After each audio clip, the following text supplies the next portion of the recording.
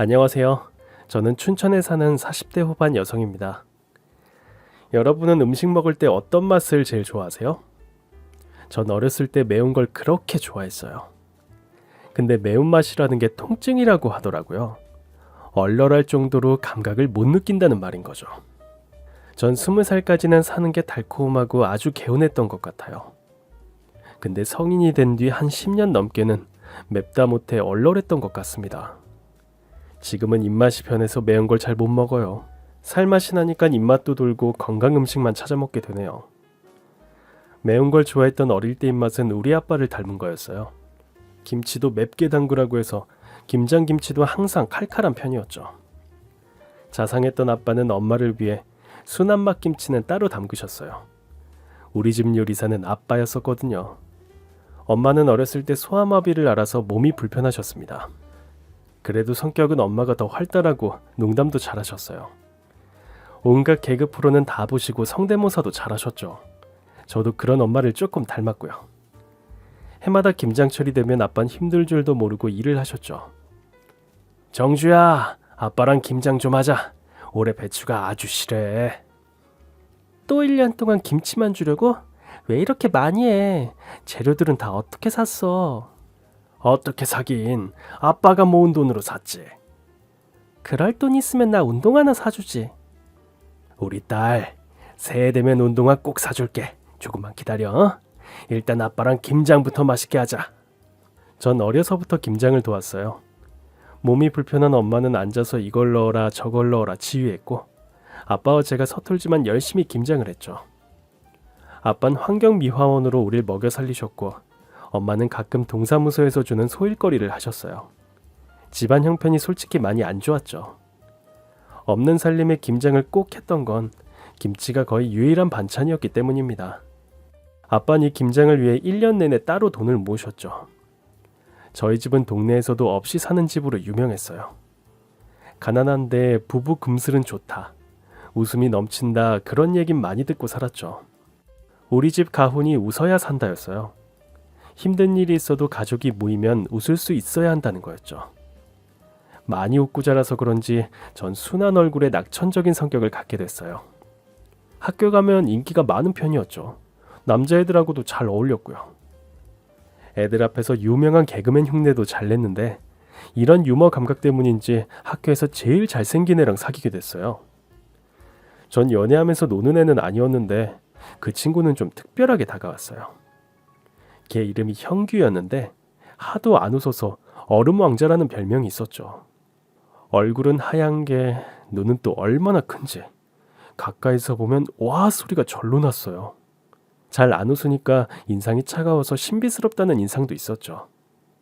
형규와 고등학교 2학년 때 같은 반 옆자리에 앉게 됐고, 전 우연히 걔가 웃는 걸 보게 됐어요. 친구들 앞에서 유행어를 했는데 형규가 피식 웃더라고요. 너무 깜짝 놀라서 물었죠. 주형규, 너도 웃을 줄 알아? 근데 언제 웃었냐는 듯이 표정을 싹 바꾸더라고요. 그리고 알게 됐죠. 형규가 저 있을 때만 웃는다는 것을요. 잘생긴 애가 웃기까지 하니까 눈이 부시더라고요. 이상한 건 저랑 있을 때만 소리내서 웃는 거였어요. 제가 하는 짓이 귀엽다면서요. 애들이 제 말을 안 믿을 정도였어요. 형규는 웃을 줄 모르는 앤데 꿈꾼 거 아니냐고 할 정도였죠. 알고 보니까 형규는 밝은 성격을 가진 절 좋아하고 있었대요. 고백받고 저도 형규한테 확 끌렸고요. 그러나 저희는 공통점이 많진 않았어요. 형규네 집은 사업하면서 굉장히 잘 사는 집이었고 돈도 많았죠. 저는 용돈도 없이 다녔는데 형규는 매번 데이트를 할 때마다 돈을 아끼지 않았어요.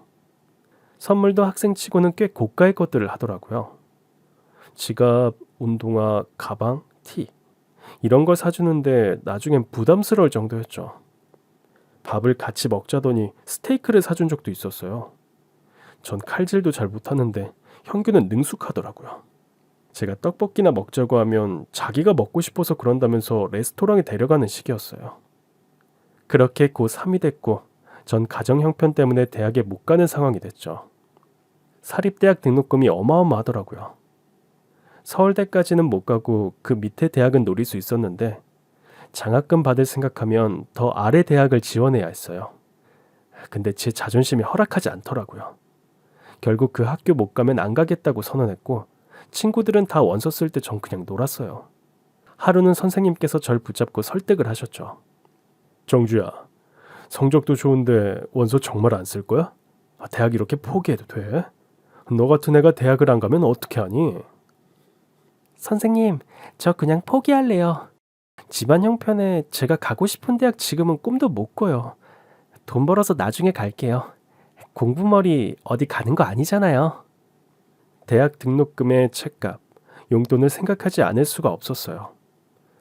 직장 다니면서 돈 좀 벌다가 생활이 안정되면 다시 도전하고 싶었죠. 아버지는 공부에도 때가 있는 거라고 하셨지만 끝내 제 뜻을 꺾진 못하셨어요. 아빠, 나 어린애 아니야. 우리 집 사정 뻔히 아는데 어떻게 대학을 가. 나 꼭 가고 싶은 대학이 있는데 거기 돈 벌어서 갈 거야. 일단 월급 받으면서 일하고 엄마 아빠 집도 사들인 다음에 대학 갈래. 우리 생활비도 모자라잖아. 이 녀석아, 무슨 집이고 생활비야. 아빠가 더 노력할 테니까 대학 가. 나중에 후회해. 부모님, 선생님, 형규까지 말렸지만 전 완강하게 버텼고 원서 한 장 안 쓰고 졸업을 했습니다. 일단 꼬박꼬박 월급 받을 수 있는 곳에 취업했어요. 첫 월급 받았을 땐 정말 신났죠. 부모님 속옷 사고 형규 선물도 사줬어요. 내 이름으로 된 통장에 첫 월급이 들어왔을 때의 기분은 절대 잊지 못해요. 첫 직장 생활은 물론 쉽지 않았어요. 부서 언니들 텃세도 있었고 유부남 상사가 추파를 던져서 힘들기도 했죠. 가끔은 형규가 회사 앞으로 절 데리러 온 적이 있었어요. 그걸 보고 직장 언니들이 한마디씩 하더라고요. 저렇게 키 크고 잘생긴 대학생이 애인이냐고 하면서 그 관계 절대 오래 못 간다고 하는 분도 있었죠. 전 그런 일은 없다고, 우리 진짜 안 헤어진다고 큰 소리를 쳤어요. 근데 조금 불안한 마음도 있긴 했죠. 동네에서 고등학교 동창들을 마주치면 꼭 형규 얘기를 들었죠. 아, 정주야, 오랜만이네. 퇴근해? 어디가? 저녁 다 됐는데. 아, 지금 미팅하러 가는 중. 참, 너 여전히 형규랑 사귀는 거야? 응, 계속 만나고 있어. 그래? 이상하다. 지난번에 형규 대학로에서 봤는데 여자애랑 다정하게 걷던데? 걔가 형규 팔짱도 끼고 보통 사이 아닌 것 같아서 난 너랑 헤어진 줄 알았지. 뭐? 그게 정말이야? 그런 얘기를 듣는 게 한두 번이 아니었어요. 결국 전 형규를 피하게 됐죠. 제 자신이 너무 초라하고 싫더라고요. 헤어지고 싶은데 말을 못하나 싶어서 그런 식으로 잠수 이별을 하려던 거였어요. 속상한 마음에 회사 앞에서 못 마시는 술을 마시는데 어떻게 알고 형규가 찾아왔어요. 형규야, 그냥 가. 너랑 나는 안 된대. 사람들이 다 그래. 우린 다른 게 너무 많잖아. 난 부잣집 아들이지만 난 가난하고, 넌 명문대 학생이지만 난 돈 벌어 집에 생활비 되는 처지고. 너 별명이 얼음왕자였던 거 알지?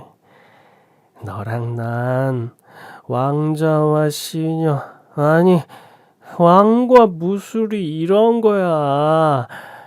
그러니까 우리 끝내자. 나도 지쳤어. 정주야, 그게 다 무슨 말이야? 연락도 없이 이런 데서 혼자 술 마시고. 도대체 이유가 뭔데? 일어나자, 빨리. 넌 가. 대학로에서 팔짱 끼고 돌아다니는 그 애한테 가라고. 여기 왜 온 건데? 나도 이별할 줄 알아. 쿨한 이별해주겠다는데 왜 안 가고 버티니? 그때 형규는 절 와락 안았고 자기한텐 저밖에 없다면서 울더라고요. 너무 깜짝 놀랐죠. 사귀면서 형규가 운 건 처음 봤거든요. 그날 밤 우린 함께 밤을 보내게 됐어요. 형규도 술을 마시게 됐고 둘 다 취해서 하룻밤 불장난을 벌인 거죠. 그리고 거짓말같이 전 임신이 되고 말았습니다. 형규에게 임신 사실을 알린 날, 당황한 형규 얼굴 보면서 우린 정말 끝났구나 했죠. 둘 다 20살, 너무 어렸어요. 결혼도 10년 뒤에나 하자고 했던 우린데 덜컥 애부터 가졌으니 큰일이 난 거였죠. 근데 형규 반응은 제 예상과 너무 달랐어요. 제 손을 꼭 잡으면서 고맙다고 하는 거였습니다. 고마워? 뭐가 고마워? 우리 큰일 났어. 이제야 진짜 내 가족이 생긴 것 같아. 정주야, 난 기뻐. 진심이야. 너 제정신이야? 우리 고작 20살밖에 안 됐다고. 그리고 새로운 사실을 알게 됐습니다. 형규는 오랫동안 바란 게 있었대요. 실은 지금 같이 살고 있는 엄마가 계모라는 것도 이때 알게 됐죠. 형규가 초등학생 때 엄마가 병으로 돌아가셨고 아버지마저 중학교 때 세상을 떠난 거였어요. 지금 같이 사는 엄마는 새엄마고 동생들도 새엄마가 데려온 피 한 방울 안 섞인 애들이라는 거였죠. 나 중학교 때 아빠 돌아가신 이후로 한 번도 정이란 거 느껴본 적 없어. 웃을 일도 없고 하루하루가 괴로웠는데 학교에서 널 보면 그냥 웃음이 났어. 네가 개그 칠 때마다 웃었던 거 사실 나도 놀랐어. 귀여운 얼굴로 천연덕스럽게 개그를 하는데 그 순간만큼은 정말 좋더라. 정주야, 난 네가 정말 좋아. 우리 아기 생긴 것도 진심으로. 기뻐. 믿어줘.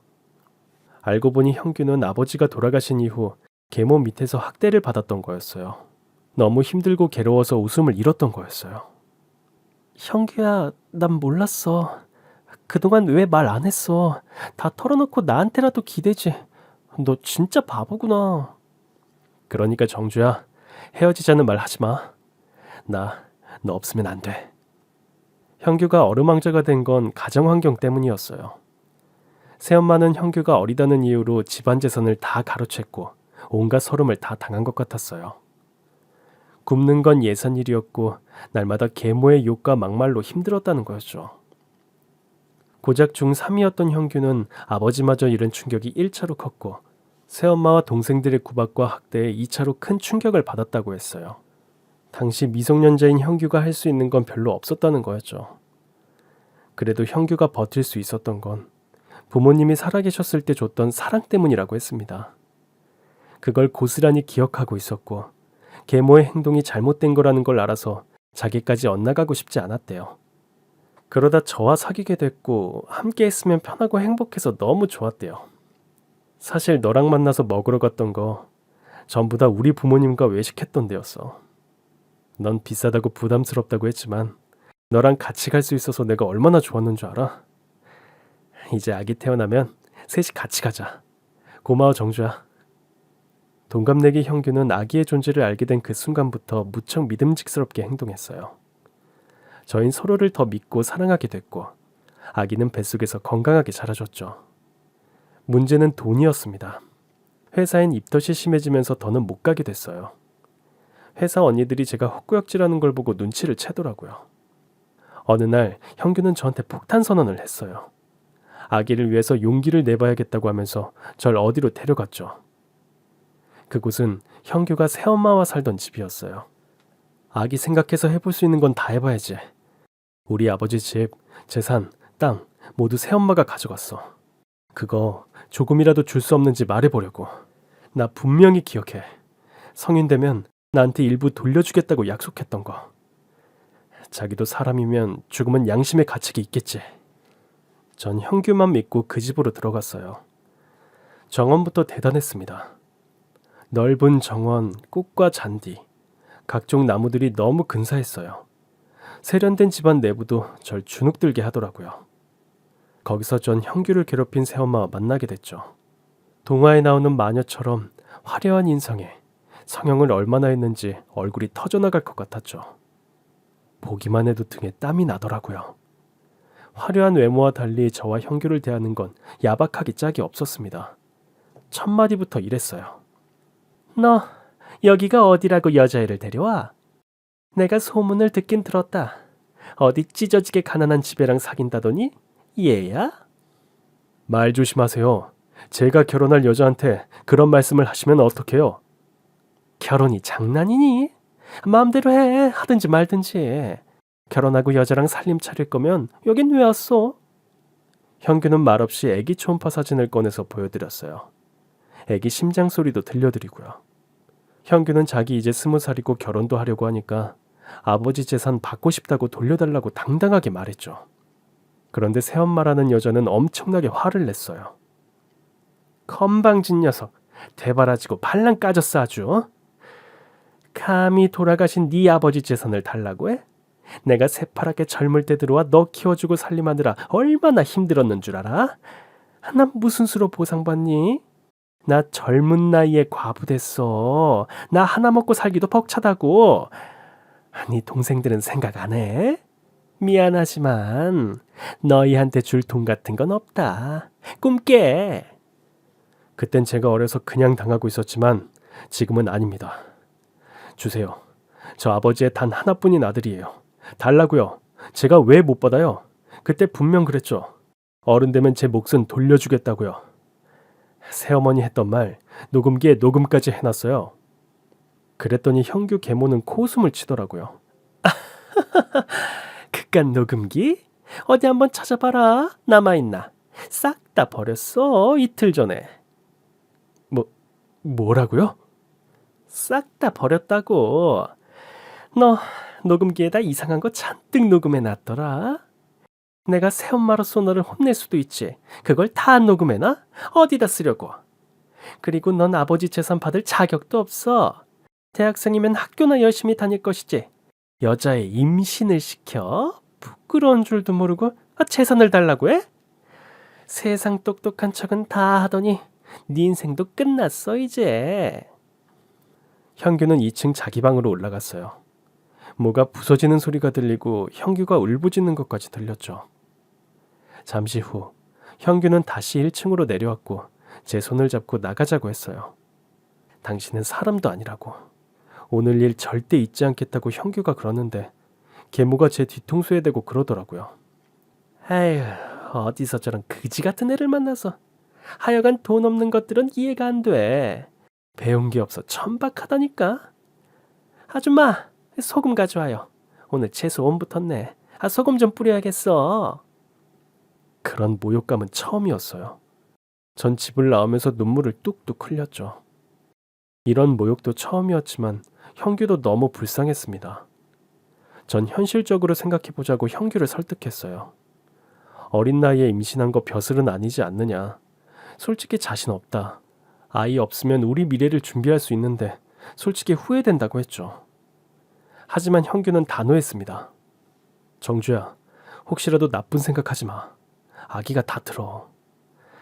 우리 아기 낳자. 낳아서 예쁘게 키우자. 우리 아직 젊잖아. 나 너랑 아기 위해서라면 무슨 일이든 할 수 있을 것 같아. 정말 형규는 대학을 포기하고 돈을 벌기 시작했어요. 닥치는 대로 일용직부터 중국집 배달, 청소 아르바이트까지 가리지 않고 하더라고요. 1년이 지나 예쁜 아들을 낳게 됐습니다. 이름은 태민이로 지었어요. 아기만 보면 안 먹어도 배가 불렀죠. 저흰 그 사이 혼인신고도 하고 법적인 부부가 됐죠. 사진관에서 예쁘게 사진도 한 장 찍었어요. 남편은 일당이 센 막노동에 나섰고 전 집에서 부업을 쉬지 않고 했어요. 아들 태민이를 위해 못할 게 없었죠. 20살, 어린 엄마 아빠는 아기를 낳고 슈퍼맨, 슈퍼우먼이 된 것 같았어요. 태민이가 세상에 나온 후 3년 동안은 가난해도 많이 웃고 행복할 수 있었어요. 그런데 저희 집에 큰 불행이 닥쳤습니다. 상상도 못한 일이었어요. 전 태민이를 업고 장을 보러 갔다가 한 통의 전화를 받게 됐어요. 분명 남편의 전화였는데 모르는 남자 목소리였어요. 누구세요? 죄송합니다. 형규 지금 응급실에 있어요. 네? 응급실이라뇨? 왜요? 아저씨, 거기 어딘데요? 우리 남편 다쳤어요? 왜요? 미친 듯이 응급실로 달려갔지만 형규와 눈을 마주칠 수도 대화를 나눌 수도 없었습니다. 공사장에서 막일을 하던 제 남편은 커다란 기계가 떨어지는 사고를 당했고 그 자리에서 숨을 거둔 거였어요. 말도 안 돼요. 오늘 아침까지 살아있었잖아요. 이럴 리가 없어요, 의사 선생님. 우리 태민 아빠 살려주세요. 제발요.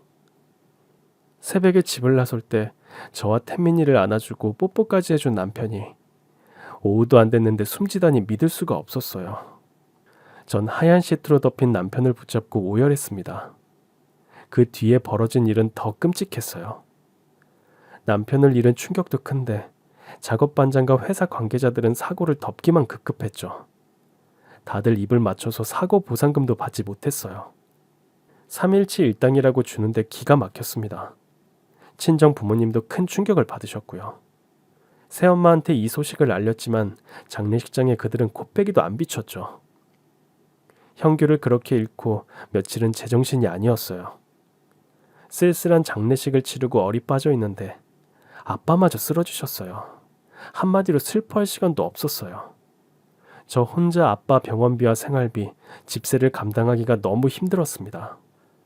어쩔 수 없이 아기를 업고 시어머니한테 갔습니다. 전 울면서 빌었어요. 남편이 그렇게 가버리고 태민이랑 살 길이 막막하다고 조금만 도와달라고요. 남편이 불쌍하지도 않냐고 호소했지만 돌아오는 건 한심하다는 눈빛, 차가운 말뿐이었어요. 그러면서 저한테 집을 치우고 가라고 하는 거였죠. 오늘 우리 도우미 아줌마가 일이 있어서 못 나왔거든? 1층, 2층 화장실 4개랑 주방 청소 싹 해놓고 거실도 먼지 한 톨 없이 청소해놔. 너 일하는 거 보고 돈 줄지 말지 정할 테니까 요령 부리지 말고 제대로 해. 전 마지막 희망을 걸고 열심히 청소를 했어요. 애가 울면 업었다가 괜찮으면 내려놓고 재우면서 한나절을 꼬박 일했던 것 같아요. 해가 질 때쯤 일이 끝났고 전 남편 새엄마한테 갔습니다. 일 다 끝났는데요. 그래, 가봐. 네? 그냥 가라고요? 못 들었어? 우리 외식할 거니까 가보라고. 아니, 저 어머니 돈 주셔야죠. 돈은 무슨... 몇 년이지만 형규 내가 먹이고 입혀서 키웠다. 너랑 만나서 그렇게 되지만 않았어도 싫든 좋든 나한테 엄마 소리 하면서 살았을 애야. 아휴, 넌 남편 잡아먹고도 어떻게 그렇게 뻔뻔할 수가 있니? 하여간 없는 것들은 저렇게 교양이 없어. 아, 꼴 보기 싫으니까 얼른 가라. 그분은 저한테 10,000원짜리 2장을 던져줬어요. 비참하기가 이루 말할 수가 없었습니다. 전 눈물을 삼키면서 그 20,000원을 주워 주머니에 잘 넣었죠. 나오면서 다시는 이 집에 발을 들이지 않겠다 이를 갈며 다짐했어요. 얼마 뒤 친정 아버지가 돌아가셨고 남편이 그랬던 것처럼 아버지도 쓸쓸하게 세상을 떠나셨죠. 딸이 공무원 되는 모습, 대학 가는 모습도 못 보여드리고 너무 한이 맺혔어요. 가슴에 피멍이 드는 것 같았죠. 장례를 끝내고 전 당장 일을 하러 나섰습니다. 어린 아들과 몸이 불편한 친정엄마를 위해서 뭐라도 해야 했어요. 그러다 장사가 잘 되는 대박 맛집에서 고정으로 일하게 됐습니다. 전 남들보다 더 긴 시간 일을 하면서 매니저 역할까지 하게 됐어요. 당연히 돈을 더 벌 수 있었죠. 그 식당은 신문, 방송에도 나오는 유명한 식당이라 매일같이 줄이 어마어마했어요. 고정 수입이 들어오니까 숨통이 트이더라고요. 집도 번듯한 방 2개짜리 전세로 옮기고 태민이도 커서 어린이집을 다니게 됐죠. 모든 게 잘 굴러가던 어느 날이었습니다. 전 식당에서 그분을 손님으로 보게 됐어요. 남편의 새엄마와 그 아들들이었습니다. 멀리서 그들을 본 순간 심장이 덜컹하고 내려앉았어요. 직감적으로 피해야겠다는 생각이 들었죠. 일부러 그쪽으론 가지도 않고 다른 데만 신경 쓰고 있었는데 하필 화장실 앞에서 딱 마주치고 말았습니다. 남편의 새엄마는 제 옷자락을 붙잡았어요. 야, 너 나 알지? 이게 어디서 날 피해? 그런다고 내가 널 못 알아볼 것 같아? 오셨으면 조용히 음식이나 드시고 가세요. 피차 반가운 인연은 아니잖아요. 여기 제 일터예요. 반말은 삼가해 주세요. 저도 그동안 당한 게 있었기 때문에 말이 곱게 안 나왔죠. 그랬더니 그 여잔 생트집을 잡기 시작했습니다. 고생을 바가지로 했나 보다. 너 되게 늙어 보여. 여기서 알바하는구나. 에휴, 하루 벌어먹고 사는 하루살이 인생 못 면했니? 꼴 좋다. 너 입에 풀칠은 하고 사니? 아휴, 구질구질한 인생. 풀칠을 하든 여칠을 하든 상관할 거 없잖아요. 이보세요. 나이 드셨으면 마음을 좀 곱게 쓰세요. 언제까지 사람 괴롭히면서 악담이 나면서 사실 건데요. 그리고 저 여기 매니저예요. 매장 책임자라고요. 함부로 사람 대하지 마세요. 그분의 악담에 말이 뾰족하게 나왔어요. 그랬더니 남편의 새엄만 난동을 부리기 시작했죠. 자리로 돌아가더니 반찬 그릇을 다 뒤집고 소리소리를 지르더라고요. 여기 매니저 누구야? 장사 엄청 더럽게 하네. 딱 보니까 반찬 재활용 같은 거 하나 보지? 고기에서도 냄새가 나고. 여기 책임자 다 나와. 비싼 돈 받고 이런 쓰레기 같은 음식을 팔아도 돼? 유명한 맛집이라고 해서 왔더니 순 사기꾼 집단 아니야. 직원들은 쩔쩔맸고 제가 나섰어요. 손님 진정하세요. 사장님 지금 자리에 안 계세요. 주방 한번 가보실래요? 저희 반찬 재활용 같은 거 절대 안 합니다. 깍두기도 감자조림도 다 오늘 한 거예요. 메인 음식도 그렇고요. 그걸 누가 믿어? 여기 안 되겠네. 내가 이 식당 고발할 거야. 뉴스에도 찌를 거고 맛집 좋아하네. 유명세만 믿고 이렇게 대충 장사해서 먹고 살 수 있겠어? 왜 이러세요? 직원들이 얼마나 열심히 일하는데 그런 누명을 씌우시면 어떡해요? 개인적인 감정은 저한테 풀어야지. 왜 식당을 난장판으로 만들어요? 나가세요. 나가시라고요. 남편 새엄마를 쫓아내는 데는 성공했지만 그들의 모함은 계속돼서 결국 전 매니저 자리에서 해고되고 말았어요. 그들은 이 식당이 더럽고 양심이 없다면서 없는 소문을 만들어냈고 한동안 매출이 떨어지게 됐죠. 전 모든 사태에 책임을 지겠다고 하고 그 식당을 나온 거였어요. 이제 먹고 살만해졌는데 또 나타나 회망을 놓은 거였죠. 전 그들이 식당에서 나갈 때 했던 말을 평생 잊을 수 없을 것 같아요. 감히 우릴 쫓아내? 니까지 깨? 애는 잘 크고 있니? 안 봐도 뻔하지 뭐. 걔도 네 엄마처럼 몸이 불편하게 태어난 건 아니고. 암튼 너만 만나면 난 하루 종일 재수가 없더라. 앞으로 내가 어떻게 하나 두고 봐. 이 식당 망하게 할 거니까 두고 보라고. 가슴에 비수가 꽂혔죠. 비록 식당에서 해고는 됐지만 전 더 강해지기로 마음먹었어요. 더 이상은 그 여자와 아들들한테 당하고만 살 수 없었습니다. 한평생 희생한 우리 엄마까지 모욕하다니 더 참을 수가 없었죠. 전 이를 득득 갈았고 다시는 이런 일 당하지 않겠다 결심했어요. 며칠 후 태민이를 재우는데 아이가 묻더라고요. 엄마 출근 안 하냐고요. 그래서 대답했죠. 엄마 열심히 돈 모아서 멋진 식당 열 거라고요. 그랬더니 태민이가 한박 웃음을 지으면서 제 볼에 뽀뽀를 해주면서 이렇게 얘기했어요. 자긴 엄마가 제일 좋다면서 나중에 크면 엄마 큰 집 사줄 거라고 약속도 해줬어요. 아빠 없이 크는 것도 짠한데 투정 한 번 안 부리는 그 어린 것이 얼마나 기특하고 짠하던지 모릅니다. 태민이가 잠든 후 전 조용히 눈물을 흘렸어요. 하지만 이게 마지막 눈물이다 다짐했죠. 어떻게든 성공해서 남편의 새엄마, 그 동생들에게 복수를 하자는 그런 생각이 들더라고요. 제가 여기서 약해지고 무너지면 우리 태민이까지 불행해질 것 같았어요. 그 뒤부턴 절대 울지 않았습니다. 대신 두 팔 걷어붙이고 열심히 살았어요. 맛집에서 배운 것들로 작게라도 식당을 차리는 게 제 목표였죠. 그 사이 태민이는 초등학교에 입학했고 연로한 할머니를 보살피는 역할까지 도맡게 됐어요. 일찍 철이 든 것 같아 마음이 아팠지만 착한 제 아빠를 생각하면 태민이가 그러는 게 당연하다는 생각도 들었죠. 시간은 흘러 정말 식당을 개업하게 됐고 장사는 진짜 잘 됐어요. 몸은 고돼도 돈 버는 재미가 너무 쏠쏠해서 신나게 일을 했던 것 같습니다. 작게 시작한 식당을 2번이나 넓히게 됐고 제 나이도 40이 되어갔습니다. 그 사이 친정어머니는 돌아가셨고 40줄에 들어서니 우리 태민이도 거의 성인이 됐죠. 조금씩 제 삶도 안정돼 갔어요. 죽기 살기로 노력하다 보니 이런 날도 오는구나. 여유를 갖고 돌아볼 수도 있었죠.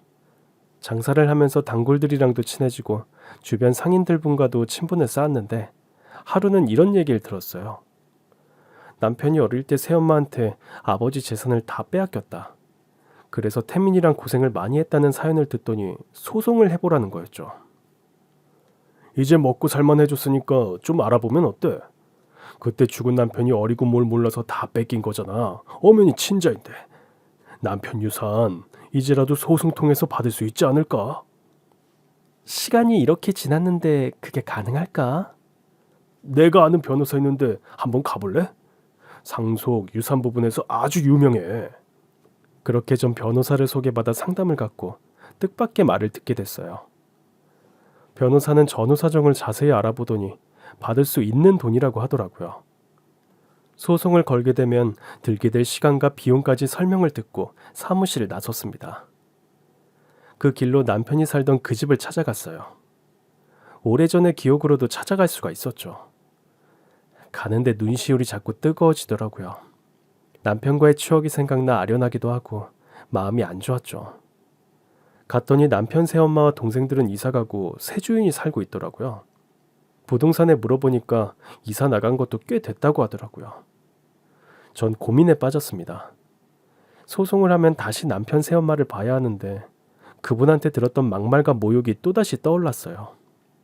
남편의 재산을 찾는 과정에서 다시 그 모욕을 겪으려니 자신이 없더라고요.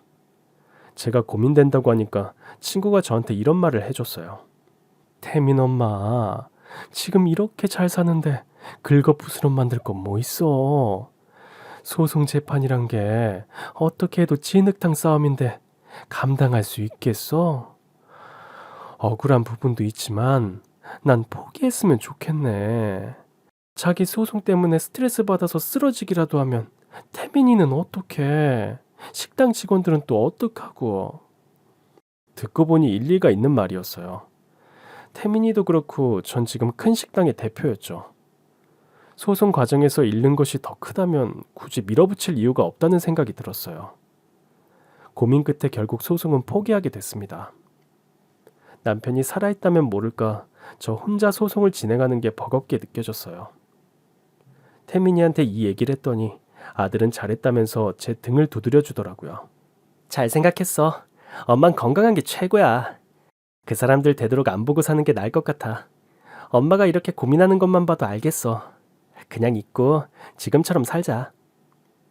그렇지.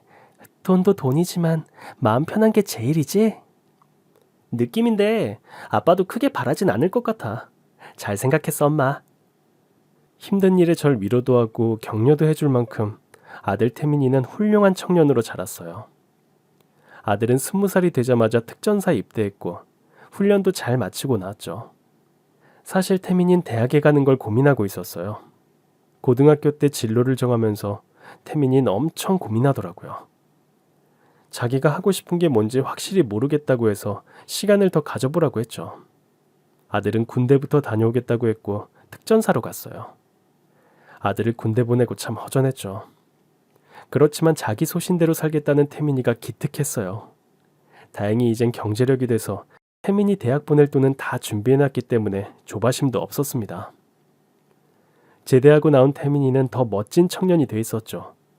나오자마자 엄마인 저를 꼭 안아주는데 남편 생각이 얼마나 났는지 몰라요. 이렇게나 씩씩하고 늠름한 아들을 혼자 보기 아까웠습니다. 그런데 전역한 뒤 며칠 후 아들은 뜻밖의 일로 사람들의 주목을 받게 됐어요. 한밤중에 집에 오는 길이었대요. 술도 깰 겸 한강 다리를 걸어서 건너는데 취객이 비틀거리더니 글쎄 다리 위로 몸을 날리려고 했다는 겁니다. 그걸 보고 태민이는 취객에게 달려들었고 그 사람이 다리 밑으로 떨어지는 걸 간신히 막을 수 있었대요. 그 장면이 지나가던 차의 블랙박스에 찍혔고 그게 온라인상에 공개돼 버린 거였죠. 반응이 엄청났고 곧 매스컴에서 우리 태민이를 찾기 시작했어요. 아들은 고민하다가 딱 한 곳의 방송사와 인터뷰를 했는데 그때부터 더 난리가 나게 됐죠. 우리 태민이의 외모로 화제는 더 커졌어요. 훈훈한 외모와 큰 키, 훤칠한 모습에 갑자기 연예 기획사에서 연락이 오기 시작했어요. 처음엔 당연히 장난인 줄 알았습니다. 사기인 줄 알고 오해도 많이 했고요. 그런데 아니었어요. 식당엔 유명 기획사에서 사람들이 와서 진을 치고 있었죠. 모델 제의가 가장 많았어요. 전 그분들한테 정성껏 밥은 해드렸지만 태민이 일에 감나라 배나라 하고 싶진 않았어요. 아들과 직접 이야기해보시라고 했죠. 어머니께서 말 좀 잘해주세요. 저희 베스트 기획인데 유명 모델들 다 저희 식구거든요. 태민군 그런 얼굴이랑 분위기 정말 흔치 않아요. 여기 명함에 제 폰번호 보이시죠? 꼭 좀 전해주세요. 아이, 김 팀장 이러기야? 내가 먼저 얘기하고 있었다고. 어머님, 저희 홍기획입니다. 아드님 지금 어디 있어요? 여기 명함 드릴 테니까 잘 부탁드립니다. 아유, 여기 음식 맛이 진짜 끝내주는데요. 회사 사람들이랑 또 올게요. 네, 아들한테 꼭 전할게요. 고맙습니다. 전 진지하게 아들한테 물어봤죠. 혹시 연예계 생활 해볼 생각 없냐고요. 하고 싶으면 하라고 밀어주겠다고 했더니 아들이 씩 웃으면서 해봐도 되냐고 묻더라고요. 제 딴엔 공부하겠다고 해놓고 연예계로 틀려니 좀 민망했던 모양입니다. 전 아들한테 받은 명함들을 다 줬어요. 전 잘 알아보고 믿을 만한 곳에 연락해보라고 했죠. 그 뒤에 아들은 취직을 구한 일로 표창장을 받게 됐고 유명 기획사에 스카우트 돼서 들어갔어요. 태민이는 모델로 데뷔해 국내에서 인기를 휩쓸더니 해외에서도 유명 스타가 됐습니다. 이후에 배우 활동까지 하게 됐는데 출연하는 영화 2편이 연달아 히트를 치게 되면서 완전히 대박이 났죠. 태민이의 성공으로 제 생활에도 변화가 있었어요. 엄청난 돈을 벌게 된 아들은 저한테 가장 먼저 집부터 사주더라고요. 저는 식당에만 투자할 줄 알았지 낡은 아파트에 살고 있었거든요. 방들이 큼직해서 살만했는데 태민이가 절 설득하더라고요. 어렸을 때 엄마 좋은 집 사주겠다고 약속한 거 잊었냐면서 이사하시라고 몇 번을 그러는 거였어요. 태민이가 사준 집은 정말 감동이었습니다. 넓고 크고 가구까지 좋은 걸로 장만해 줬더라고요. 먼저 세상 떠난 남편이 참 야속했어요. 이런 날도 오는데 뭐가 그리 급해서 일찍도 갔는지 많이 그립더라고요. 엄마, 아빠 생각하는 거지? 사실 나 가끔 아버지 꿈꿔. 목마도 태워주시고 같이 등산도 가고. 그런 꿈 꾸고 나면 꼭 좋은 일이 하나씩 생긴다? 그랬어? 어쩌면 하늘에서 태민 아빠가 우릴 지켜주고 있는지도 몰랐죠. 아들은 번 돈을 차곡차곡 모아서 젊은 나이에 엄청난 재산을 갖게 됐어요. 한편으론 유명해진 태민이를 보니까 고충도 있더라고요. 사생활 침해도 받고 자유롭게 다니는 것도 어려워졌어요. 유명인으로 사는 게 쉬운 일은 아니더라고요. 그래도 아들은 엇나가는 일 없이 바르게 생활했어요. 전 이 모든 상황이 너무 고맙고 감사했죠. 여유가 생긴 전 뭘 할 수 있을까 고민하다가 봉사를 해보기로 했습니다. 식당을 하니까 음식 준비에 문제가 없었죠. 우리 아들이 받는 과분한 사랑을 이렇게라도 갚고 싶었어요. 아들도 저한테 후원을 많이 해줬어요. 가끔은 기획사에서도 같이 봉사를 나와줬죠. 제 밥차는 갈 곳 없는 노인분들이 계신 공원을 찾아갔어요. 의지할 사람 없이 초라한 행색으로 계시는 분들을 보면 어려웠던 지난날이 떠올랐습니다. 가난했지만 저를 사랑으로 키워주신 친정 부모님도 생각났고요. 한 분 한 분 푸짐하게 드시도록 밥과 국 반찬을 소복하게 쌓아드렸죠. 그러던 어느 날 공원에서 그분을 뵙고 말았어요. 때마침 태민이가 기획사 식구들과 함께 봉사를 나온 날이었죠. 삐쩍 마르고 머리가 하얗게 센 할머니가 식판을 들고 다가오는 게 보였어요. 보자마자 전 알 수 있었죠. 그분은 남편의 새엄마였습니다. 그때는 추운 겨울이라서 잠 모자와 마스크, 목도리까지 하고 있었어요. 저만 그분을 알아챈 것 같았죠. 그분이 가까이 다가왔고 전 밥을 퍼드리면서 모습을 찬찬히 살펴봤죠. 몰라보게 살이 빠져 있었고 추운 겨울인데도 더러운 옷은 얇디 얇았어요. 더러운 손톱에 얼룩진 얼굴, 오랫동안 씻지도 못한 것 같았죠. 전 물었어요. 겨울 점퍼 없으세요? 날이 이렇게 추운데 얇은 가을옷 걸치고 계시잖아요. 없어요. 고기 좀 더 주세요. 내가 고기를 참 좋아해. 고기를 오래 못 먹었거든. 쌀밥도. 국은 뭐야? 미역국이야? 전 제육볶음과 미역국을 한 국자 푸짐하게 떠서 드렸어요. 그분은 끝내 절 알아보지 못하셨고 공원 구석에 가더니 허겁지겁 밥을 드시더라고요. 뒤에 기다리는 분들이 많아 정신없이 밥을 퍼드리는데 어느 순간 시선이 느껴져서 고개를 돌렸죠. 열심히 밥을 푸다 보니까 더워서 목도리랑 모자를 벗고 있었는데 남편의 새엄마가 빈 식판을 갖고 오다가 절 본 거였어요. 눈이 마주쳤고 그분은 벌어진 입을 다물지 못했죠. 그때 태민이가 제 옆에서 절 엄마라고 부르고 있었어요. 남편의 새엄마는 온 국민이 다 아는 스타가 된 태민이와 저를 번갈아 보더라고요. 무척 놀란 것 같았습니다. TV에 자주 나오는 태민이가 남편과 제 아들인 것도 몰랐던 것 같아요.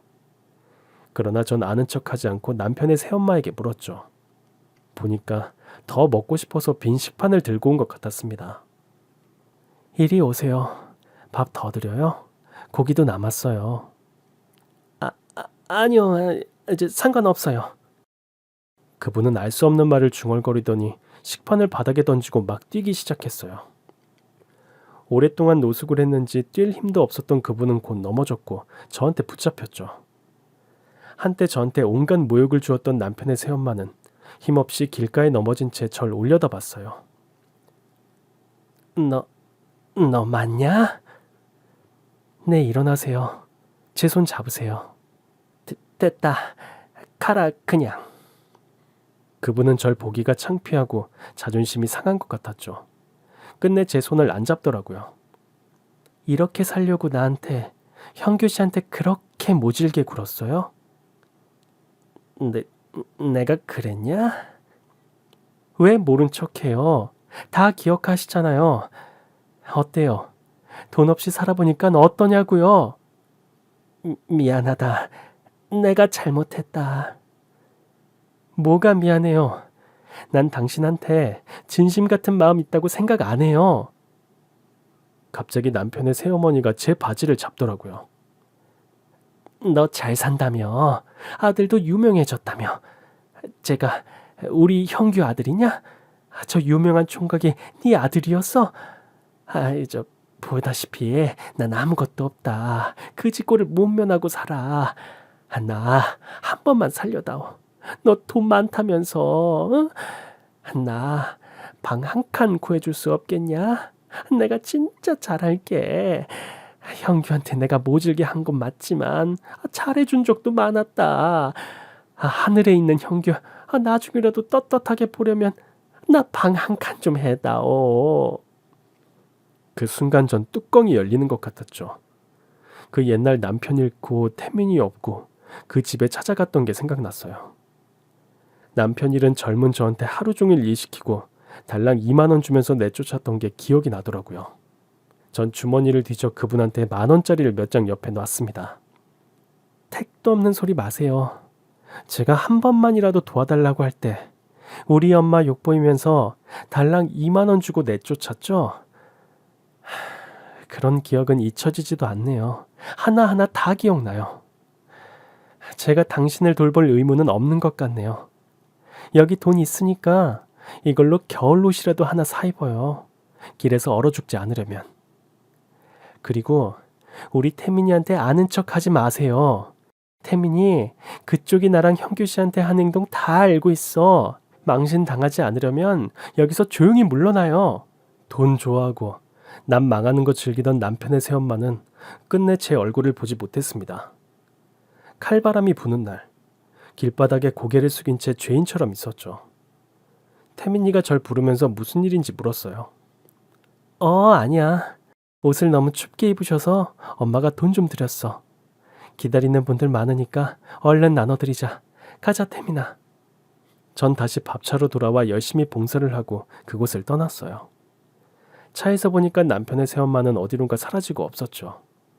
미성년자였던 남편의 재산까지 다 가로채고 떵떵거리며 살던 남편의 새엄마는 비참한 노후를 보내고 있었습니다. 타인에게 모질게 군 결말은 이런 것이었나 씁쓸하기도 했어요. 말년의 시어머니를 보니 인생이 불쌍하다는 생각이 들었습니다. 들리는 소문으로 그분의 노후는 비참할 수밖에 없더라고요. 자식 농사도 다 망치고 뿔뿔이 흩어져서 살고 있대요. 돈만 밝히던 시어머니는 자식들과 며느리한테 거의 내쫓긴 거나 다름없었습니다. 아들들도 도박, 사기 같은 걸로 인생 종쳤다고 하더라고요. 그렇게 돈 하고 사람 귀한 줄 모르더니 자신들 인생도 나락으로 처박고 말았네요. 며칠 전 저와 태민이는 남편 기일을 맞아 납골당을 찾아갔어요.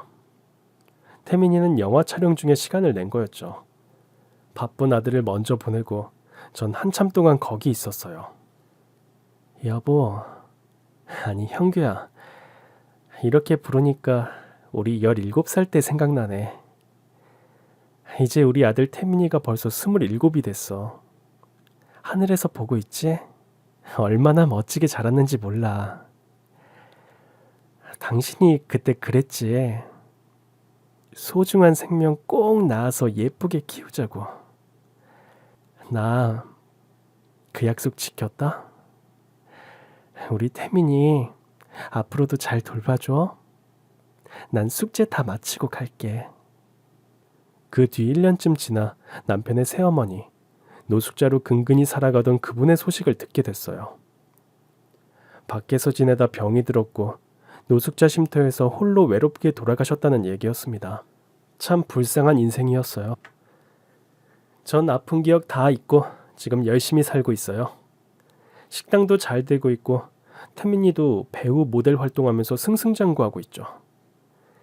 인생에 다양한 맛이 있다면 전 그걸 골고루 맛보고 싶어요. 한때 너무 힘들어서 삶 자체가 고통이었을 때도 있었지만 지금은 아닙니다. 확실한 건 가족과 함께 열심히 살다 보면 꼭 좋은 날이 올 거라는 거예요. 여러분도 혹시 지금 힘드신 분이 계시다면 용기 내셨으면 좋겠습니다. 감사합니다.